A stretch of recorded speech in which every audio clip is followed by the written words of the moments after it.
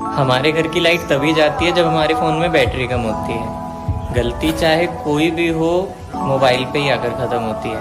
पढ़ाई से हटकर पैशन को करियर बनाने के बारे में सोचें तो कभी कभी घर वाले ही साथ नहीं देते हैं। कपड़ा हमें कोई भी पसंद आ जाए, प्राइस टैग देख कर ही लेते हैं। रिश्तेदार जाते हुए पैसे दे रहे हो तो मम्मी को देखकर मना ही करना पड़ता है। कभी कभी कुछ असाइनमेंट्स का सिलेबस से कुछ लेना देना नहीं होता, फिर भी पूरा करना पड़ता है। रात को नींद आ रही हो और उस वक्त ना सोएं तो पुरानी सारे दुख याद आ जाते हैं, लेकिन नींद नहीं आती। मोटिवेशन हमसे भले ही जितना मर्जी ले लो, लेकिन आर्ग्यूमेंट्स के टाइम हमें कोई बात याद नहीं आती। समोसे में काजू निकल जाए तो बहुत स्पेशल फील होता है। हमारी आंखें नहीं रोती, हमारा दिल रोता है। न जाने कितनी बार टूटता है। एक ही तो दिल है। हमेशा महसूस होता है कि मिडिल क्लास होना कितना मुश्किल है। कल मैं घर लेट पहुंचा तो पापा ने पूछा कहाँ था तू। मैंने बोला दोस्त के घर था। तो पापा ने मेरे ही सामने मेरे 10 दोस्तों को कॉल कर दी। उनमें से 4 दोस्तों ने कहा हाँ अंकल वो यहीं था।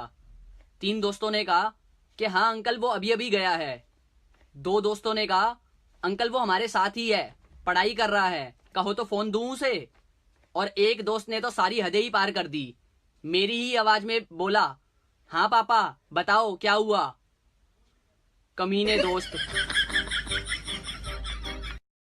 रिजल्ट से एक रात पहले गोपाल ये सोचकर परेशान हो रहा था कि कल क्या होगा मेरा, मैं कहीं फेल तो नहीं हो जाऊंगा। और अगले दिन गोपाल अपने पापा के साथ घबराता हुआ अपनी 9th क्लास का रिजल्ट लेने जब स्कूल पहुंचा तो उसके सर बोले, देखो गोपाल 2 नंबर की वजह से आपकी मैथ्स में बैक आई है। बस इतना सुनते ही गोपाल के पापा उस पर चिल्लाते हुए बोले, मैंने तुझे कितना समझाया था कि पढ़ ले, लेकिन तूने मेरी नहीं सुनी, अब देख हो गया ना फेल। अरे भाई साहब आप गुस्सा क्यों कर रहे हो? गोपाल के सर ने समझाते हुए बोला, कंपार्टमेंट ही तो आई है, फेल थोड़ी ना हुआ है। और वैसे भी जब तक मैच चल रहा हो उसका रिजल्ट थोड़ी ना तय किया जा सकता है। सर की बातें सुनने के बाद गोपाल और उसके पापा दोनों का हौसला बढ़ गया, जिसके बाद गोपाल को उसके पापा ने एक और मौका दिया अपने आप को साबित करने का। जिसके बाद गोपाल ने मोबाइल, टीवी, गेम और अपने दोस्तों से मिलना बंद करके जी जान से कंपार्टमेंट के पेपर की तैयारी में जुट गया। और एग्जाम के बाद रिजल्ट देखकर उसके पापा बेहद खुश थे।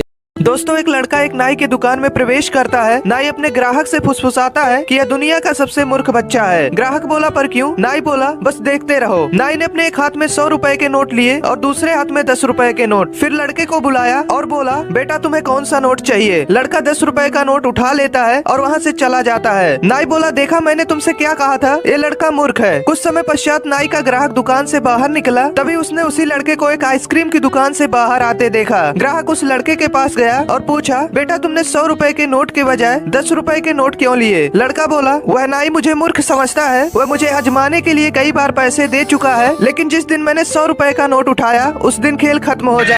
एक बार एक टीचर अपनी क्लास के सभी बच्चों से एक सवाल पूछती है, जिसे सुनकर क्लास के सारे बच्चों के पसीने छूट गए, लेकिन फिर भी कोई सवाल का जवाब नहीं दे पाया। तो टीचर ने सभी बच्चों को एक दिन का टाइम दिया और बोली जो इस सवाल का सही आंसर देगा वही क्लास का मॉनिटर बनेगा। ये सुनकर क्लास के सारे बच्चे बहुत ज्यादा एक्साइटेड हो गए। और अगले दिन जब फिर टीचर ने पूछा तो बच्चों बताओ शिक्षा की असली उम्र कितनी होती है? सारे बच्चे उल्टे सीधे आंसर दे रहे थे। समीर ने बोला 50 साल, वहीं दूसरी ओर जोगराज ने बोला 23 साल। और तभी पीछे से अमृत बोला मैम शिक्षा की ना तो कोई उम्र होती है और ना ही कोई रूप, क्योंकि शिक्षा हमें किताबों के साथ साथ किसी व्यक्ति के जरिए भी मिल सकती है। अमृत का ये जवाब सुनकर टीचर के होश उड़ गए थे। तभी उसने अमृत से एक और सवाल पूछा। आखिर क्या था वो सवाल?